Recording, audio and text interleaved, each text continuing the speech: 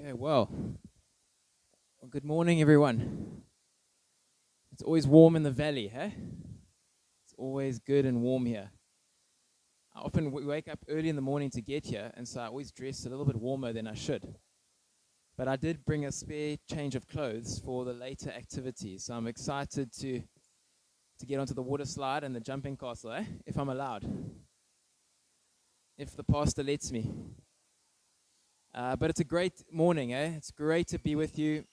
I always look forward to coming here, to spending time with you guys, and the Lord always shows up, Every time we gather, He shows up, and every time I come, you'll see our little daughter growing more and more.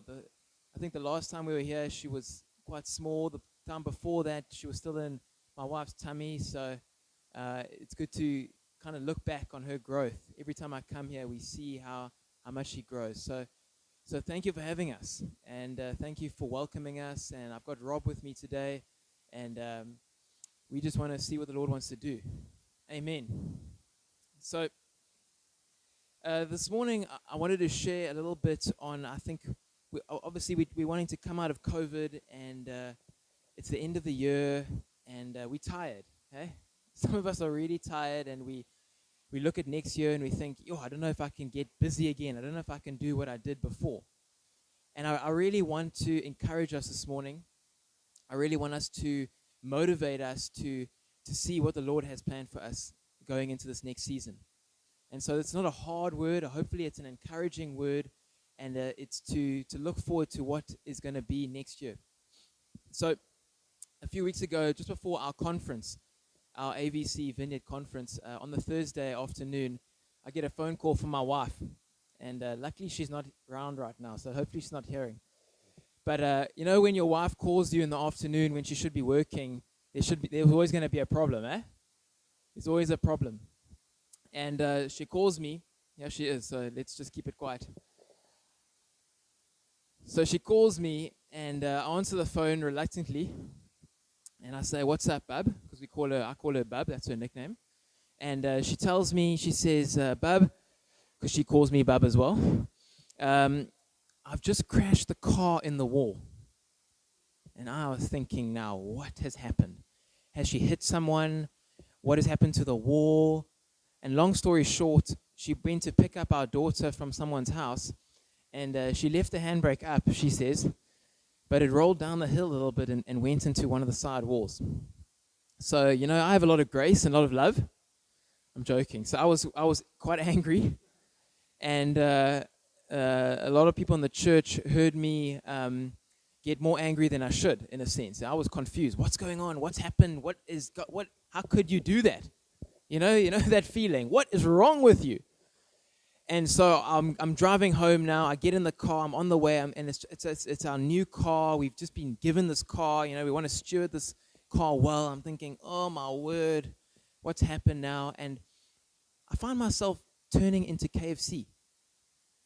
And I go there and I order a KFC, and then I get home and I turn on the sport channel, and I get out my phone. And you know how when you don't know what you're doing, you just get out your phone and you get onto Facebook or Instagram or something like that, or the news channel, and you're just flicking. And I stopped myself halfway through doing this, and I realized, I think, what am I doing? What's going on? I have this KFC, and I got the sport on, and I'm flicking through Instagram. And I just step back for a second. What's going on here? And in that moment, I kind of realized, in the chaos of this drama of trying to deal with this, I was just trying to find anything to comfort me in that moment. And this morning, I want to focus on the theme of, as believers, as we go into this next season, of being people who seek confrontation over comfort. And the word confrontation is always kind of a difficult word, No one likes to confront anyone. No one likes to confront anything. And so I want to try, and hopefully by the end of today, we understand a little bit more of what that word confrontation means, and how we are called to be people who confront rather than people who just seek comfort. We're called to be people who deal with issues, who seek out to sort out issues, not just go buy KFC, put on the sport, and flick through Instagram. And we see that a lot in our lives. with all these things that are going on. We're a consumer society. And I deal with a lot of young people at Fountain, and they are the biggest consumers, eh? Yeah. Everything is about me. This doesn't suit me, David. This doesn't help me. Is this going to help me? And it's all about me. And I feel like as we go into this new season, into this new reset, into re-looking at how we do things, wouldn't it be such a blessing if we began to look inside at how maybe we seek comfort over going out and saying, how can I confront the things that are going on in my life and in other people's lives? And I've been reading a book lately called Finding God by Larry Crabb. I don't know if you've got it. If you happen to find it on Amazon or something, I would highly recommend you get this book, Finding God by Larry Crabb. And he says a few things there that I want to pull out. Firstly, he says, we treat personal discomfort as the central evil from which we need to be saved.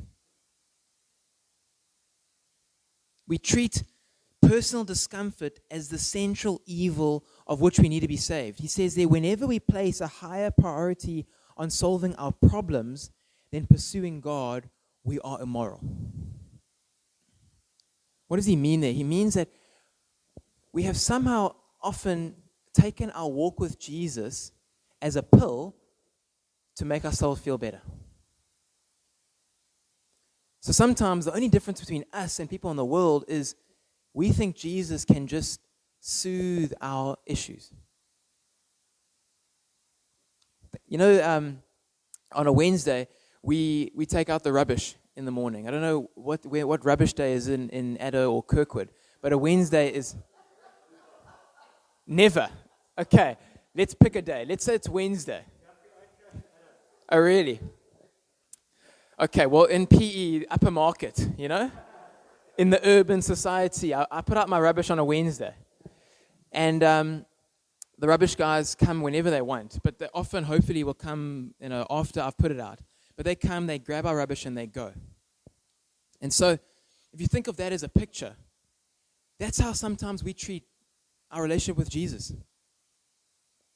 Think about your family, how you have a relationship with them, and compared to the relationship that you have with, hopefully, one day, the rubbish dump truck people. We don't have much of a relationship with them. They're there for a service. They're there to solve a problem. They're there to take away our stuff. But I don't know their name. I don't know who they are. I don't know what they look like. I just put it out and they take it away. And sometimes that's how we treat our relationship with the Lord. We see it as, this is my baggage and I just want to leave it on the side of the road, and I don't want to get to know you more. I don't want to understand you more. I just want you to deal with my stuff and move along. And there's no relationship in that. And sometimes we confuse. We say, God, why don't you just deal with my problems? Why don't you solve my problems? Imagine if the Lord did just solve our problems without having a relationship with us. Who goes to the shop sometimes and you see those little spoiled kids? And you're waiting in the line, and the kid grabs a chocolate and says, Daddy, can I have a chocolate? And he says, no. And eventually he just relents and he gives him the chocolate. You know, and I look and I think, oh, I hope I don't do that one day, God willing. But, you know, what's happening is that dad is creating this spoiled mentality in their kid. And so we wouldn't want the Lord to treat us like that, right? And so we would never expect the Lord to do that, yet we try and pursue God in that way. And the Lord is inviting, He's saying, I can never, ever just be a person who just solves your problems but never has a relation with you. Because if that's the case, then it's up to me to deal with my stuff. It's never up to Him. And so we kind of know it, but we don't live it out. Jesus is desiring a relationship with each of us, because it's more than just a pill to soothe my issues. He wants to free you. He wants to grow you.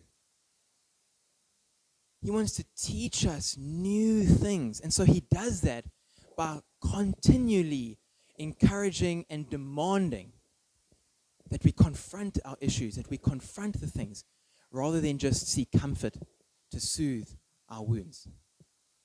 And so I want to take us to John chapter 11 today. And there's an encounter there with Jesus and Martha and Mary and Lazarus, who's in the tomb. And now I want to take it from verse 32. So chapter 11, John chapter 11, verse 32. Now when Mary came to where Jesus was and saw him, she fell at his feet, saying to him, Lord, if you had been here, my brother would not have died. When Jesus saw her weeping, and the Jews who had come with her also weeping, he was deeply moved. You can underline that, that's important. In his spirit and greatly troubled. Verse 34. And he said, where have you laid him? And they said to him, Lord, come and see. And Jesus wept. So the Jews said, see how he loved him. But some of them said, could not he who opened the eyes of the blind man also have kept this man from dying? Then Jesus, deeply moved again, came to the tomb. It was a cave, and a stone laid against it. Jesus said, take away the stone. Martha, the sister of the dead man, said to him, Lord, by this time there will be an odor, for he's been dead 4 days. Jesus said to her, did I not tell you that if you believed, you would see the glory of God? So they took away the stone, and Jesus lifted up his eyes and said, Father, I thank you that you have heard me. I knew that you always hear me, and that I said this on account of the people standing around me, that they may believe that you sent me. And when he had said these things, he cried out with a loud voice, Lazarus, come out. The man who had died came out, his hands and feet bound with linen strips, and his face wrapped with a cloth. Jesus said to them, unbind him and let him go. And there's a lot of stuff that we can pull out here. And the first I want to look at is back at verse 33. And it says there, when Jesus saw her weeping and the Jews who had come with her also weeping, he was deeply moved. And that word moved is translated as indignant. So often we read that and we think Jesus was just very sad. Oh, he was, he loved Lazarus, and so he was just sad. No, Jesus wasn't just sad. The first thing that Jesus did was he felt indignant. And the word indignant means angered. Jesus was angered. He was hurt. He was broken of the news of Lazarus' death. He was angered. He was riled up. He was frustrated. His first reaction was not trying to feel better. His first reaction wasn't trying to understand it or kind of find words for figuring out what happened. His first response, the first thing he did was he was angered by the news because it was evil, because it was not right. He was indignant. And so our first mistake often when it comes to issues, when it comes to things in our lives, is that we don't feel we can get angry. What do I mean by that, David? What do you mean? We are wired in our lives to think angry is wrong and peace is good. Because we have understood peace as a feeling, but not a value. So what we do is whenever we face with an issue, the first thing we often do, the first thing I do, is I go, how do I run as far away from being angry, and how do I run as close to just feeling peaceful? I don't know about you. But when Sarah crashes that car, the first thing I want to do is not try and sort out the issue or love her or serve her or figure it out or figure out what's going on in me.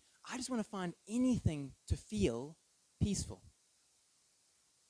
And so the problem is our first reaction is always we're trying to find this feeling of peace. And the problem is the reason why we're trying to do this is because we're living out of the place of trying to find comfort, trying to feel better, rather than trying to walk in the truth.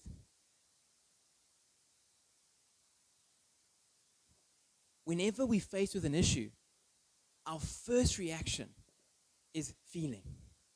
I need to feel better. And feelings are not wrong. Jesus was indignant. He felt a lot. He felt a lot more than we feel. Yet, he's Jesus. Yet, we know the end of the story. He raises Lazarus from the dead. So feelings are not wrong. They need to be directed by the truth. And we do this. As human beings, we jump from one to the other.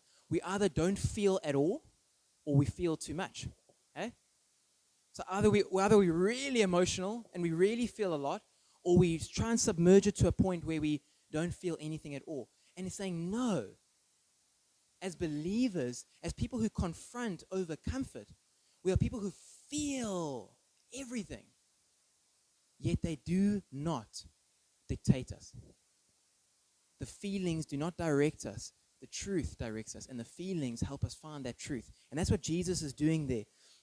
When truth is at the center, the feelings help us get there. So feelings are good. Feelings are great. We need to be people who feel, who sense, who understand things. But it's that feeling that gets us to, what is your truth? And that's where Jesus is going with this. This is not right. What is the truth? The other day, often on a Monday, it's my day off, and I take Anne Hope, our little daughter. It's my day to look after her. It used to be my day off. I used to have a free day to do whatever I like, and now Mondays have become daddy daycare. And so I try to find anything to keep her busy. And so on an afternoon, we often will go down to the golf course around our house, and we go for a walk out there, and hopefully she falls asleep, and I can just pray and listen to what the Lord is saying. And the other day I'm walking along, and there's a driving range there, and these guys have just been packing up, and there's a little yellow golf ball sitting on the path on my way. And you know what my first response is? My first response is, hey, they didn't pick up this golf ball. I can take it home. It's mine now. It's not theirs. They didn't see it. I can just take it home. And as I was about to pick it up, it just felt like the Lord just said to me, it's not yours. It's not your golf ball. It's theirs. It's a yellow golf ball. They have yellow golf balls. It's not yours. It's theirs. And it was like, if I want to be a person who lives by truth, everything in my life should live by truth. Right? And so just that moment, it was like, this is not mine. And so I relinquished and gave it away. I threw the golf ball back.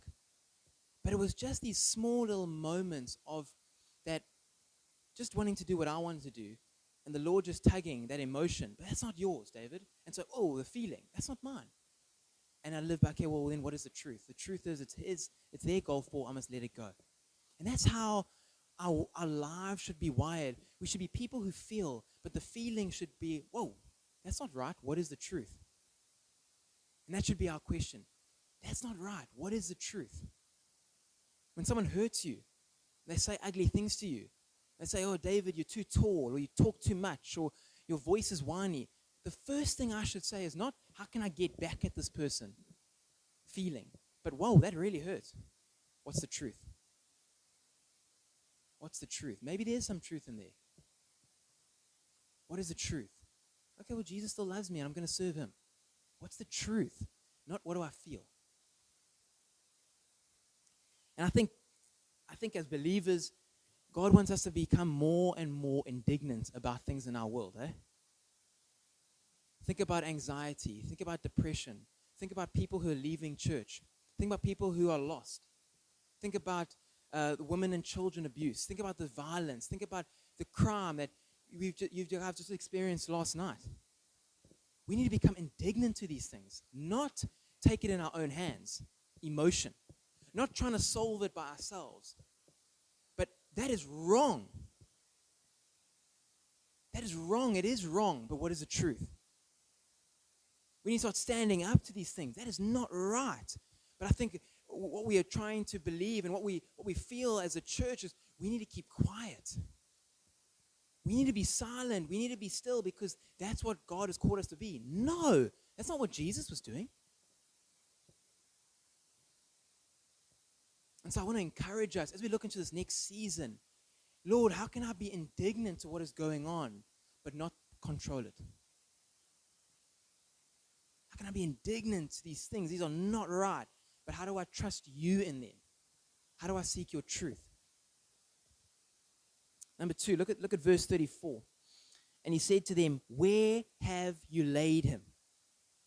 Where have you laid him?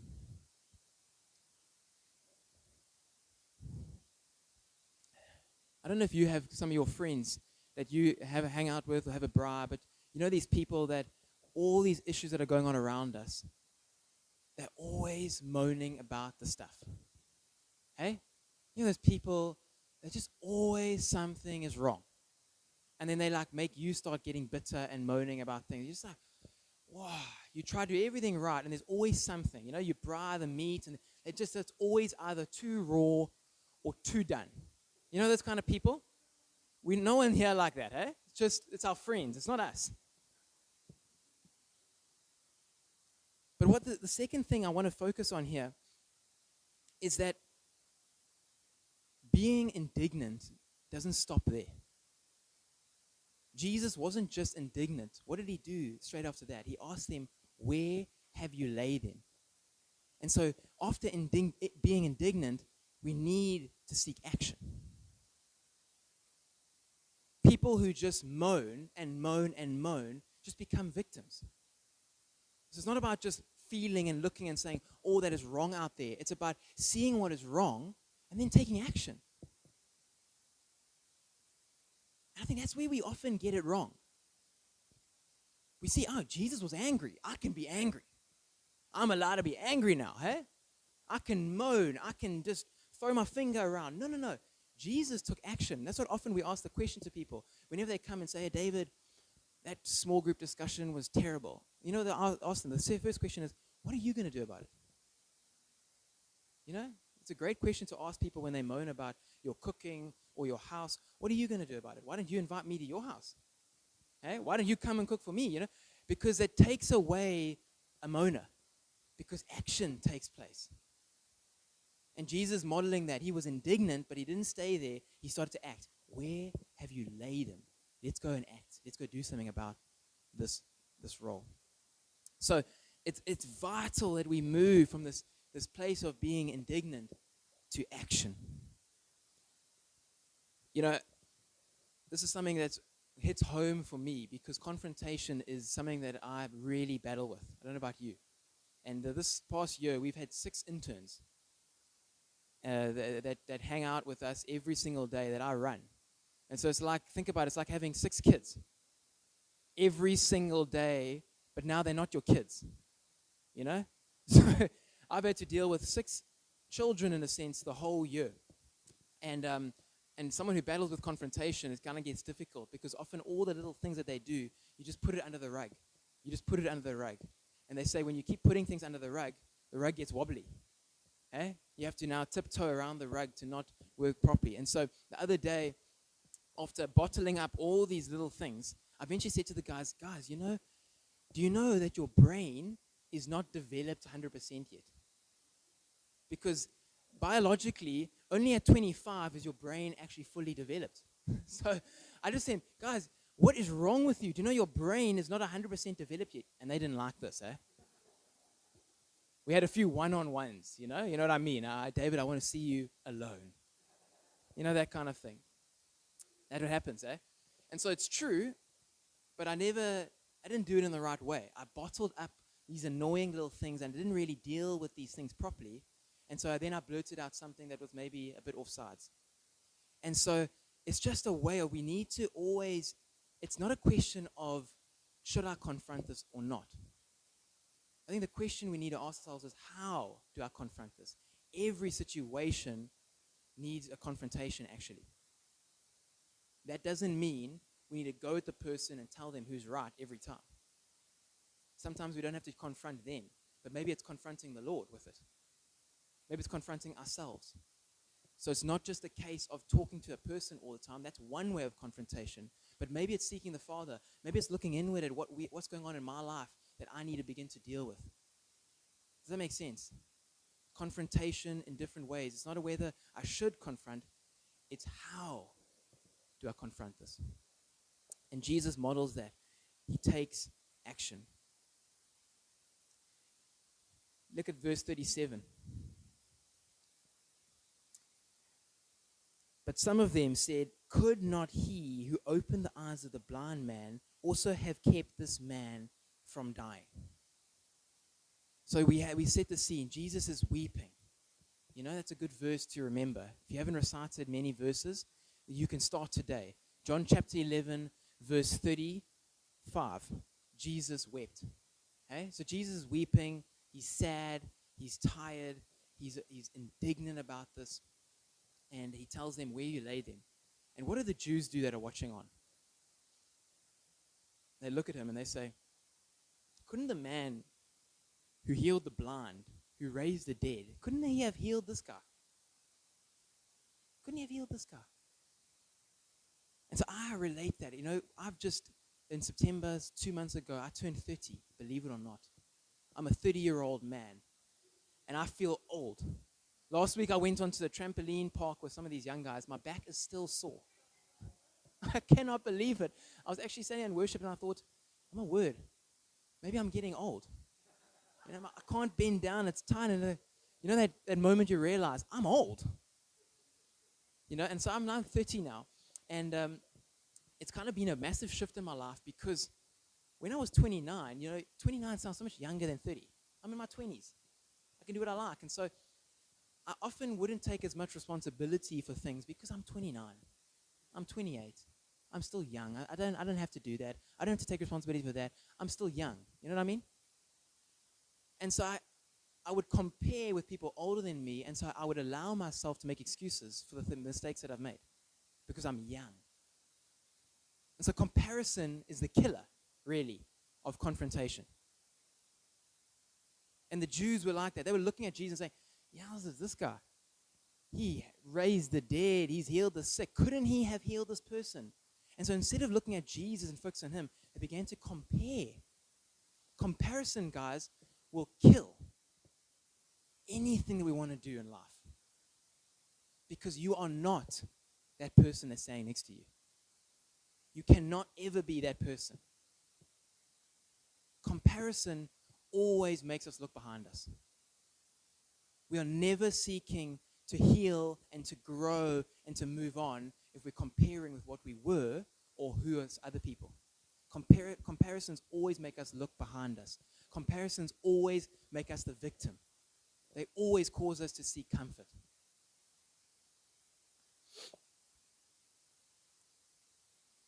And comparisons always put feelings in the driving seat. Because I don't have to do that. I'm still young. I don't have to do that because I'm not the pastor. You know, I don't have to do that because I don't need to.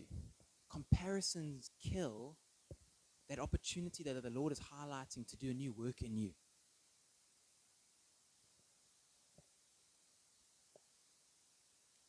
And we see that with the Jews. They didn't follow Jesus. They didn't allow Jesus to influence them because they carried on just always finding an issue with everything and never dealing with it. Look at verse 39. Let's move on.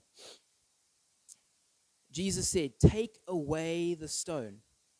Martha, the sister of the dead man, said to him, "Lord, by this time there will be an odor, for he has been dead 4 days."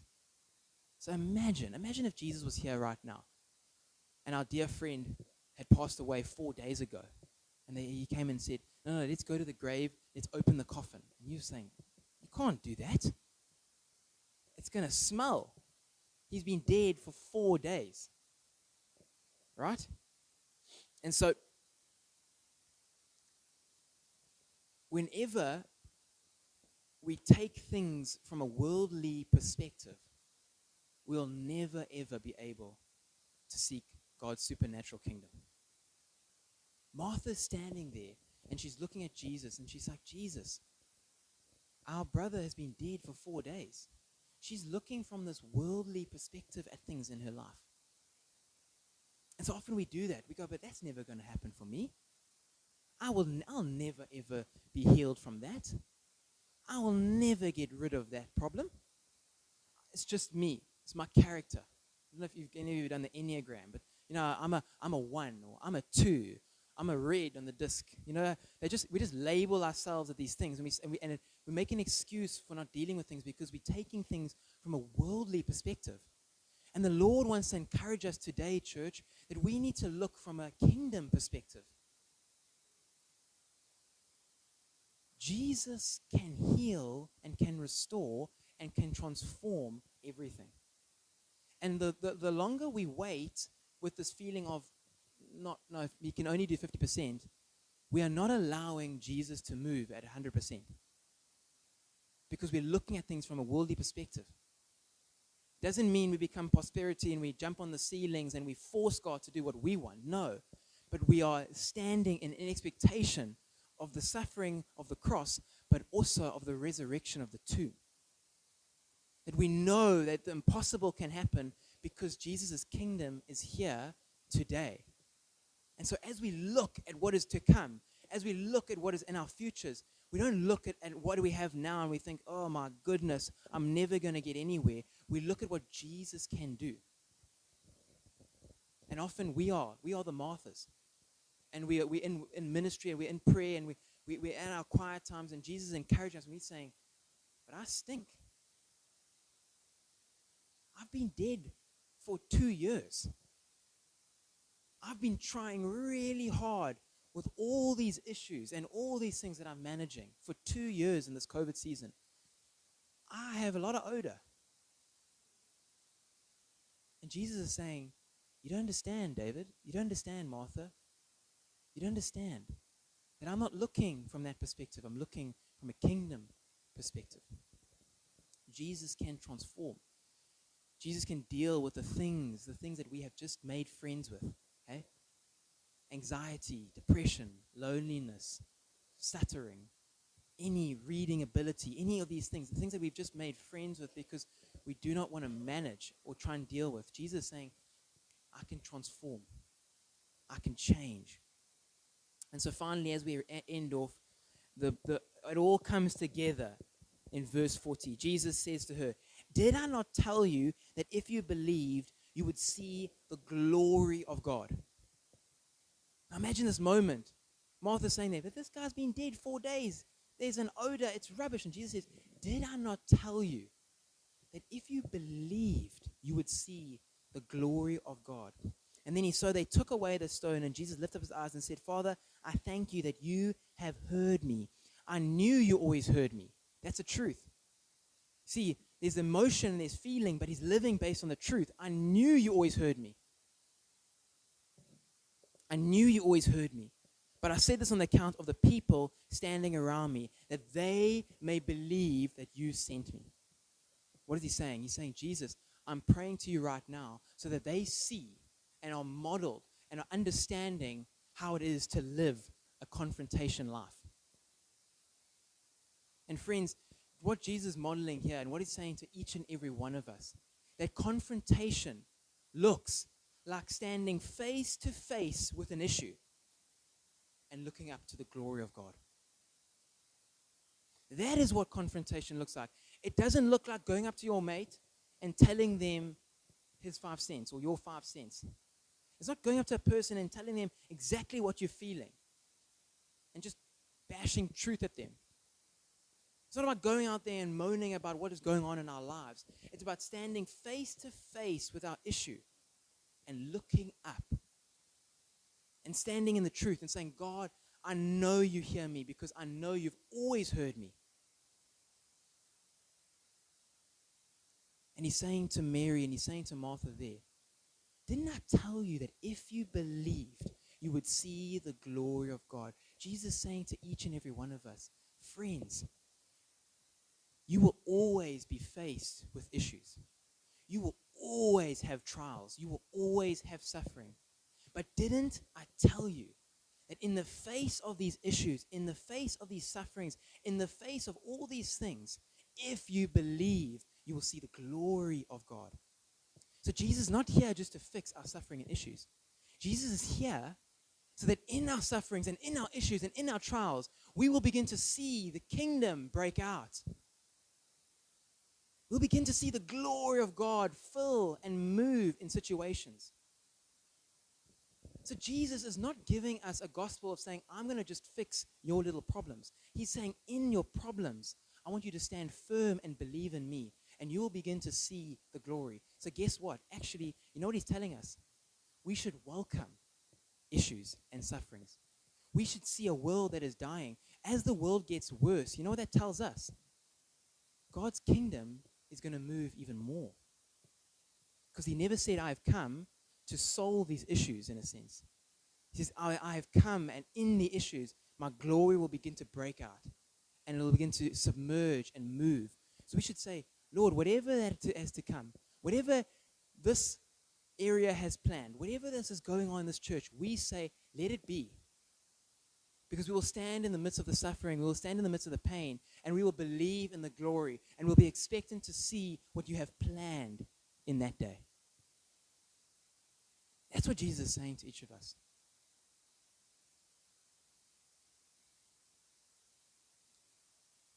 When our little baby, I don't know if you know the story, but when she was born, she went into the NICU. It was a difficult birth.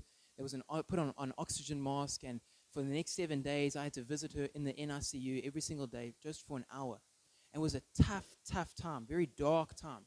For 2 hours after the birth, we didn't even know if she had survived. We didn't know if she was brain dead. We didn't know what had happened.